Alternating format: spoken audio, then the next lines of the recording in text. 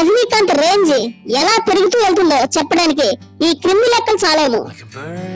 Rajani career లోని మలుపు తిప్పినటువంటి భాష తెలుగు హక్కులు 20 లక్షలు, ముత్తు 80 లక్షలు, నరసింహ 1.4 కోట్లు, చంద్రముఖి 4.50 కోట్లు, శివాజీ 14 కోట్లుగా ఉన్నాయి.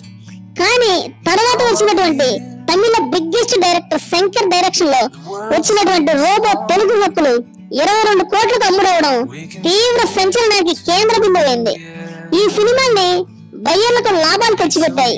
ఇప్పటి వరకు చెప్పిందంత ఒక ఎత్తు అయితే ఇప్పుడు చెప్పేది మరో ఎత్తుగా భావించవచ్చు.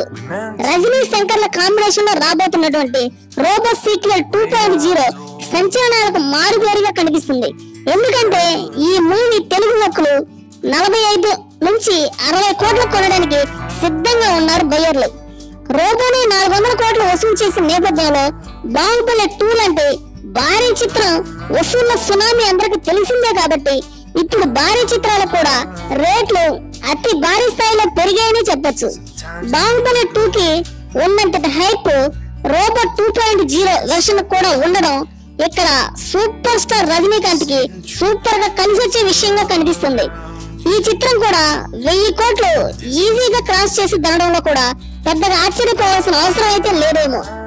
ఇండియాలో గ్రాఫిక్స్ కు పునాది వేసినటువంటి శంకర్ ఇందులో కూడా ఎన్నో అద్భుతాలు చేసే ఉంటాడు అనేది మాత్రం కఠిన వాస్తవం. మరికొన్ని సరికొత్త వీడియోల కోసం ఛానల్ సబ్స్క్రైబ్ చేయండి.